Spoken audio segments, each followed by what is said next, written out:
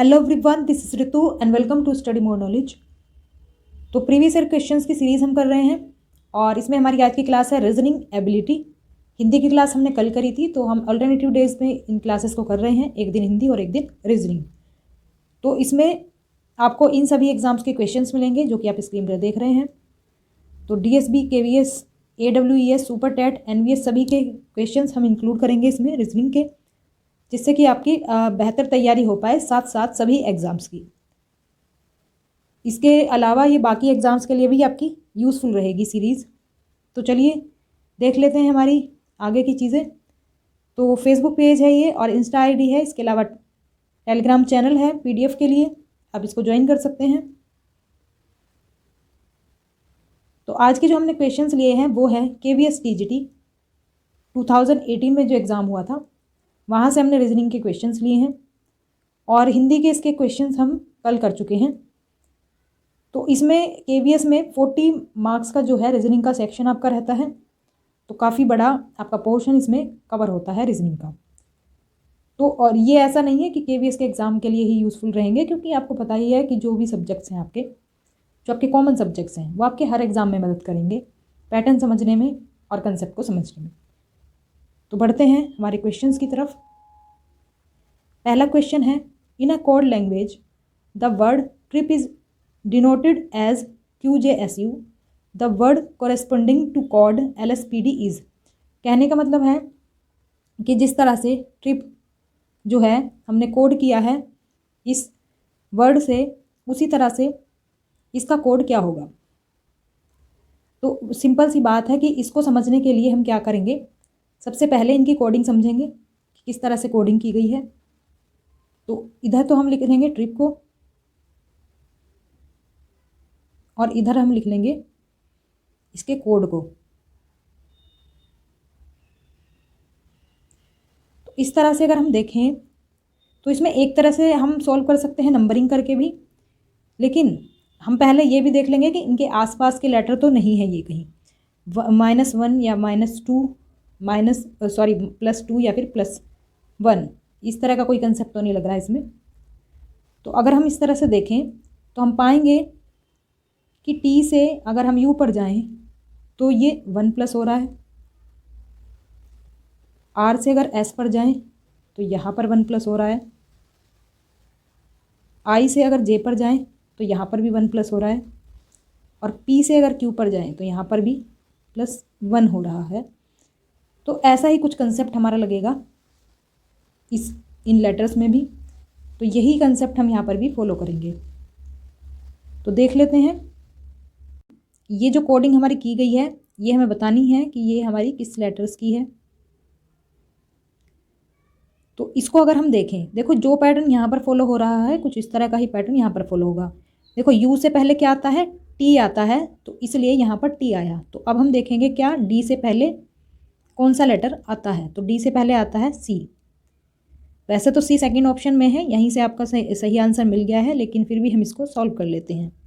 P से पहले कौन सा आएगा, यह आएगा O, और S से पहले क्या आएगा, R आ जाएगा, और L से पहले क्या आएगा, ये आ जाएगा K। तो कोक जो है हमारा सही आंसर है। और अब आप देख सकते हैं पैटर्न बिल्कुल यही वाला फॉलो हो रहा है। C में +1 किया तो D आया, O में +1 किया तो P आ गया, और R में +1 किया तो S आया, K के बाद +1 L आ गया। इस तरह से सेम पैटर्न यहाँ पर फॉलो हो रहा है। तो इधर वाला ये वर्ड देकर भी पूछा जा सकता है कि इसकी कोडिंग क्या होगी, और ये वाला इस तरह का वर्ड देकर भी कहा जा सकता है कि इसकी कोडिंग क्या होगी। दोनों तरफ से ही आपको क्वेश्चन किया जा सकता है। तो इसका सेकंड जो ऑप्शन है वो हमारा बिल्कुल सही उत्तर हो जाएगा। तो कुछ इस तरह से इसको फ्रेम कर सकते हैं। तो इस तरह के कोडिंग डिकोडिंग के बहुत क्वेश्चंस आते हैं, तो इसकी प्रैक्टिस से आपकी इस पर पकड़ बनेगी। नेक्स्ट क्वेश्चन देख लेते हैं। तो देखो ये जो क्वेश्चन है ये है एम्बेडेड फिगर का, कि एक क्वेश्चन फिगर दी होती है और ये हाइड हो रखी होती है जो हमारे ऑप्शंस दिए होते हैं उसमें, तो हमें पहचानना होता है। देखो ये DSSB में भी आता है, ये KVS में भी आता है, और हो सकता है चांसेस हों ये उसमें भी आ जाए, सुपर टेट में भी। अब क्योंकि देखो रीजनिंग जो है कॉमन टॉपिक है इन सभी में, तो किसी में भी क्वेश्चन आ सकता है। तो आपको सभी एग्ज़ाम्स के लिए एक साथ तैयारी करनी चाहिए। अब अगर हम इस फिगर की बात करें तो ये वाली फिगर हमें मिलेगी हमारे सेकंड ऑप्शन में। तो यहाँ पर आप अगर देखें कुछ इस तरह से ये फिगर यहाँ पर छिपी हुई है। यहाँ पर देख पा रहे होंगे आप। तो यहाँ पर ये होगी हमारी फिगर कुछ इस तरह की। देखो बिल्कुल ये ऐसी ही फिगर है ये। तो यही इसमें पहचानने वाली बात होती है और बहुत इजी क्वेश्चन ये रहते हैं। कभी कभी हो सकता है उलझाने वाला, लेकिन ईजी रहते हैं। तो ऑप्शन नंबर सेकंड हमारा सही उत्तर होगा इसमें। आगे बढ़ते हैं। नेक्स्ट क्वेश्चन है, स्टेटमेंट दिया हुआ है और कंक्लूजन आंसर में दिया हुआ है हमें। तो इसमें देखो स्टेटमेंट क्या है, most toys in that shop are expensive, यानी कि जो ज़्यादातर जो खिलौने हैं वो दुकान में क्या हैं, महंगे हैं, एक्सपेंसिव हैं। ये स्टेटमेंट दी हुई है। अब आंसर क्या है इसमें, only Japanese toys in that shop are expensive. तो देखो यहाँ पर जापानीज़ का कोई जिक्र नहीं है, तो इसलिए हमारा ये एलिमिनेट हो जाएगा। देखो जिस वर्ड का जिक्र ही नहीं है उसको तो हम हटा ही देंगे। और there are cheap toys also in that shop, हाँ तो ये हो सकता है। बाकी भी देख लेते हैं, there are no cheap toys available in that shop, तो ये गलत होगा। देखो मोस्ट ऑफ द टॉयज़ कहा है, यानी कि ज़्यादातर टॉयज़ जो हैं एक्सपेंसिव हैं, महंगे हैं, लेकिन इसका मतलब ये नहीं है कि चीप टॉयज़ है ही नहीं वहाँ पर। अब जब मोस्ट टॉयज़ एक्सपेंसिव है तो चीप टॉयज़ भी तो होंगे, यानी सस्ते, चीप मतलब सस्ता। Some toys in that shop are expensive, तो देखो मोस्ट टॉयज़ कहा है, ज़्यादा से ज़्यादा कहा है, तो इसलिए ये भी नहीं होगा। सेकंड हमारा ज़्यादा सही आंसर है, क्योंकि अगर ज़्यादातर जो टॉयज़ हैं वो एक्सपेंसिव हैं शॉप के अंदर, तो चीप टॉयज़ भी होंगे शॉप में, तो ये ऑब्वियस सी बात है। तो सेकंड ऑप्शन यहाँ पर हमारा सही उत्तर होगा। नेक्स्ट क्वेश्चन फिर से हमारा ये हमारा अल्फ़ाबेटिक सीरीज़ दी हुई है, वो तो कोडिंग डिकोडिंग से था पहले जो क्वेश्चन आया है। अल्फ़ाबेटिक सीरीज़ में एक तो मेथड ये होता है कि आप इसकी नंबरिंग करें। अब देखो इतने सारे लेटर्स हैं, ये नंबरिंग करेंगे तो बहुत ज़्यादा टाइम जाएगा, बहुत लंबा मेथड हो जाएगा। अब देखो ऐसे जो क्वेश्चंस हैं, देखो ये ट्रिक बताने जा रही हूँ इसमें। ऐसे जो क्वेश्चन हैं इसमें हमें ऑप्शंस पर नज़र डालनी चाहिए। जहाँ पर भी आपको ऑप्शन में कुछ अलग लेटर्स मिलें तो उस वहीं से शुरुआत करो इसकी। अब जैसे हम लास्ट वाले लेटर्स को देखें, सारे लेटर्स आपको अलग दिखेंगे, MNOR। अगर हमने इसको देख लिया, इसको सेलेक्ट कर लिया, तो हमको बिल्कुल सही आंसर मिल जाएगा। तो इसको ही शुरुआत कर लेते हैं। तो इस सीरीज़ में हम क्या करेंगे, हम लास्ट वाली टर्म को देखेंगे। जैसे W से अगर हम U पर जाएंगे तो हमें क्या करना पड़ेगा, हमें करना पड़ेगा -2। इसको आप नंबरिंग के थ्रू भी कर सकते हैं। U से अगर हम S जाएं तो भी हमें -2 करना पड़ेगा, और S से अगर हम Q की तरफ जाएं तो भी हमें -2 करना पड़ेगा। तो ये पैटर्न फॉलो हो रहा है हमारे लास्ट लेटर में। ऐसे ही अब लास्ट वाली जो हमें बतानी है सीरीज़ का लास्ट वाला भाग, तो वो होगा हमारा फिर से -2। तो अब हम इसमें क्या करेंगे, Q में अगर -2 करते हैं तो ये लेटर हमारा आएगा क्या, O। अब अगर ऑप्शन में आप देखें तो थर्ड ऑप्शन में ही हमारा O आ रहा है, तो इसका मतलब आंसर होगा हमारा KPLO। तो इस तरह से आपको सभी ऑप्शंस चेक करने की ज़रूरत नहीं है, मतलब सभी लेटर्स को चेक करने की ज़रूरत नहीं है, आपका इस तरह से आंसर आ जाएगा। अब देखो इसमें तो एक भी रिपीट नहीं हो रहा, किसी किसी में हो सकता है कि 2 रिपीट हों, तो मतलब जो कम रिपीट हो रहे हों उनको चेक करेंगे, या फिर बिल्कुल रिपीट नहीं हो रहे तो भी हम ऐसे ही इसी मेथड से इस क्वेश्चन को कर सकते हैं, और इस तरह के बाकी क्वेश्चंस को भी। तो आंसर होगा ऑप्शन नंबर 3। नेक्स्ट क्वेश्चन है, कंप्लीट द गिवन सीरीज़। अब देखो इसमें अगर आप देखें तो इस नंबर से आप पता लगा पाएंगे कि इसमें कुछ हाफ या पॉइंट में कुछ शायद कुछ इसमें जोड़ा गया है, या जो भी है मल्टीप्लाई किया गया है, कुछ तो ऐसा हुआ है इसमें। तो इसको हम एक बार चेक कर लेंगे कि इसमें क्या हो सकता है। तो 4 से अगर हम 6 पर जाएंगे तो ये किस तरह से होगा। 4 से अगर हमें 6 पर जाना है तो इसमें हमें करना पड़ेगा मल्टीप्लाई बाय 1.5।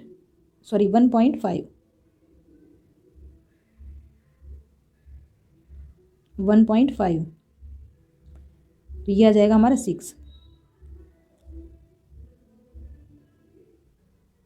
अगर 6 में मल्टीप्लाई करते हैं 1.5 का तो बनता है हमारा 9।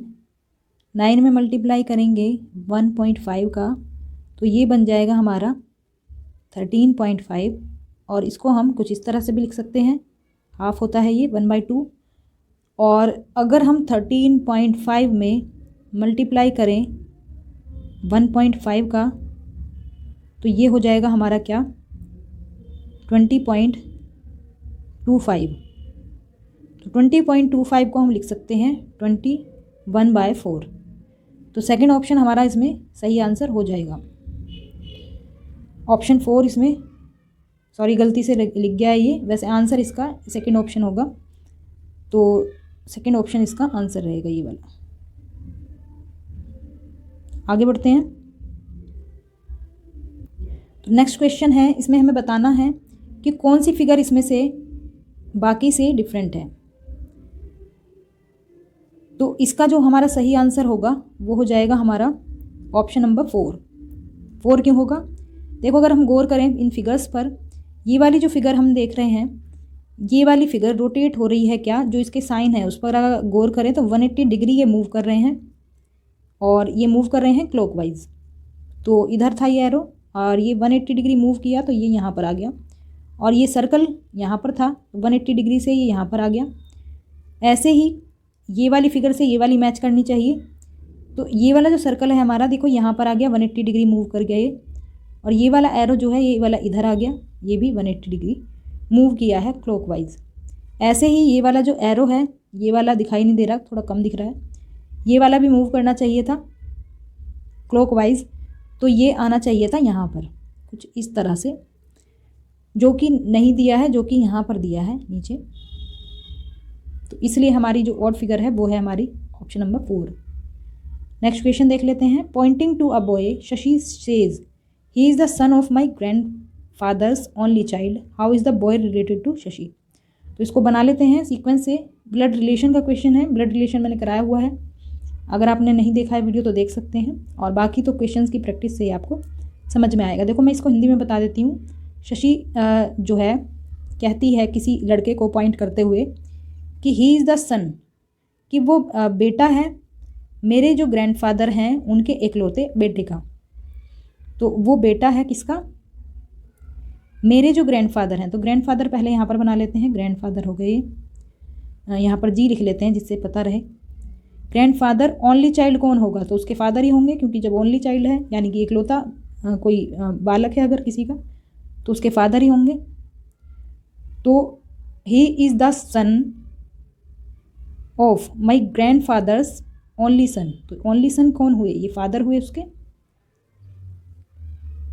तो how is the boy related to Shashi. तो ये जो लड़का है ये शशि का हो जाएगा क्या? ये सन हो गया और ये हो गई शशि। तो क्योंकि ग्रैंडफादर जब शशि के हैं तो इसके भी हुए, दोनों के ही ग्रैंडफादर हुए ये। तो ये इसका आंसर हो जाएगा ऑप्शन नंबर 1। तो ये जो लड़का है ये शशि का भाई है। नेक्स्ट क्वेश्चन आपका डिक्शनरी ऑर्डर से है, और इसमें देखो कई तरह से इसको सॉल्व कर सकते हैं। एक तो ये तो थोड़ा लॉन्ग मेथड है, जो कि देखो हम स्टार्टिंग के लेटर्स ही फाइंड आउट करेंगे और ढूंढते चलेंगे तो मिल जाएगा इजीली। ये मेथड तो है लेकिन ये थोड़ा सा लॉन्ग पड़ जाता है। अब इसमें हम दूसरे तरीके से कैसे इसको सॉल्व कर सकते हैं? दूसरे तरीके से हम इसको ऐसे सॉल्व कर सकते हैं। तो इस तरह का जो हमें डिक्शनरी ऑर्डर दिया होता है, इसमें हम ऑप्शंस के थ्रू इसको इजीली सॉल्व कर सकते हैं। तो कैसे सॉल्व करेंगे? देखो इसमें हमें ऑप्शंस में क्या दिया हुआ है, पहले में ए दिया हुआ है और तीसरे में ए दिया हुआ है, लास्ट में हमें दिया हुआ है डी, और दूसरे वाले में भी डी दिया हुआ है। तो ए और डी को ही हम चेक करेंगे डायरेक्टली। तो ए और डी को अगर हम चेक करें तो इसके अगर हम 4th लेटर्स तक देखें तो बिल्कुल सेम है, APIT, और इसमें भी APIT। तो हमारा 5th लेटर को हम चेक करेंगे, ए दिया हुआ है और H दिया हुआ है। तो दोनों के अगर 5th लेटर को देखें तो ए का तो पहला 5th लेटर जो है वो है ए, और डी का जो 5th लेटर है वो है H। तो डिक्शनरी में ये जो ऑर्डर है ये अल्फ़ाबेट ए पहले आता है और H आता है बाद में। तो ए पहले आता है और एच आता है बाद में, तो इसका मतलब क्या होगा कि हमारा ए पहले आ जाएगा, ये ए ऑप्शन, यानी कि ए पहले आना चाहिए और डी ऑप्शन बाद में आना चाहिए। तो यानी कि जब ए पहले आ रहा है, अब जिसमें भी बाद में ए आ रहा है इसको हम एलिमिनेट कर देंगे। एलिमिनेट हो गया क्योंकि लास्ट में डी आना चाहिए। अब डी तो लास्ट में आ रहा है, लेकिन अभी हमें एक चीज़ और चेक करनी पड़ेगी क्योंकि डी के 2 ऑप्शन है हमारे। तो हम इसके पहले वाला लेटर चेक करेंगे, ए और सी दिया हुआ है। अब ए और सी को कंपेयर करेंगे, इस ए को और सी को कंपेयर करेंगे। इसके अगर हम देखें तो 3 लेटर्स हमारे बिल्कुल एक जैसे हैं, EPI और EPI। तो अब हम 4th लेटर को चेक करेंगे। 4th लेटर क्या है, ए का तो है T 4th लेटर, और सी का है G। तो डिक्शनरी में अगर हम देखें तो G पहले आता है, G पहले आएगा, तो यहीं पर लिख देते हैं इसको।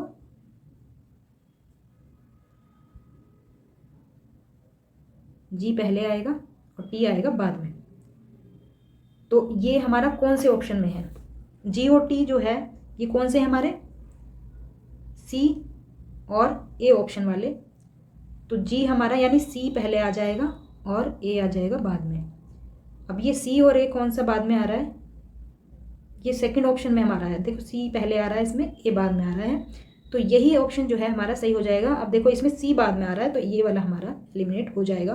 तो इस तरह से हम डिक्शनरी ऑर्डर के क्वेश्चंस को सॉल्व कर सकते हैं। अगर आपको एक बार में समझ नहीं आया तो आप दोबारा भी इसको देख सकते हैं, बहुत ही ईजी है। तो ऑप्शन सेकंड इसका सही आंसर हो जाएगा। नेक्स्ट क्वेश्चन देख लेते हैं। Select the one which is different from other 3 groups of letter in some respect.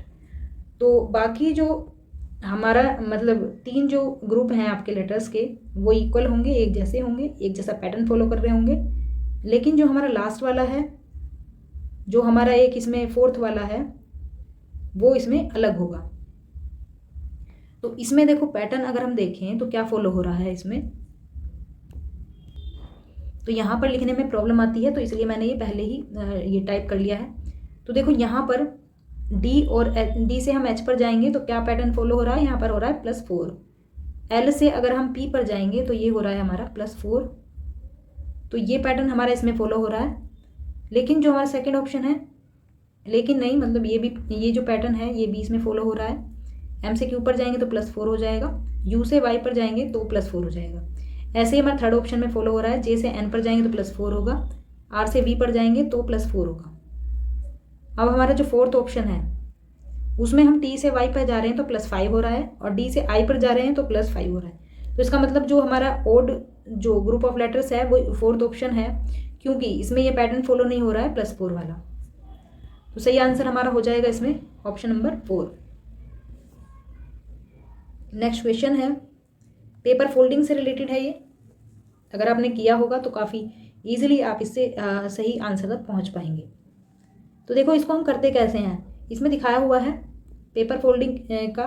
पहले तो पेपर को कुछ इस तरह से फोल्ड किया, फिर पेपर को इस तरह से फोल्ड किया, अब इसको क्या कर दिया, कटिंग कर दिया कि पेपर को कुछ इस तरह से, जैसी इमेज आप इसमें देख रहे हैं। मैच करें ना ऑप्शंस में यही वाला पोर्शन इधर वाला मैच कर लो आप। ये वाला तो इसमें मैच कर ही नहीं रहा है बिल्कुल भी, ये वाला भी मैच नहीं कर रहा है। अगर आप ये वाला ऑप्शन देखें तो देखो ये वाली जो लाइन है, ये वाला जो पोर्शन है हमारा बिल्कुल सेम टू सेम मैच कर रहा है। तो थर्ड ऑप्शन ही हमारा सही हो जाएगा। और देखो ये थोड़ा सा इसका थोड़ा सा अलग कर दिया है, तो ये भी अलग हो जाएगा। तो सही आंसर हमारा होगा ऑप्शन नंबर 3 इसमें। तो ये थे हमारे रीजनिंग के आज के क्वेश्चंस। वीडियो अगर पसंद आए तो लाइक करें, शेयर करें और सब्सक्राइब कर ले चैनल को, जिससे कि आपको आगे के नोटिफिकेशन भी मिलते रहें। तो मिलते हैं हमारी नेक्स्ट क्लास में, तब तक के लिए stay connected and keep watching study more knowledge. Thanks for watching.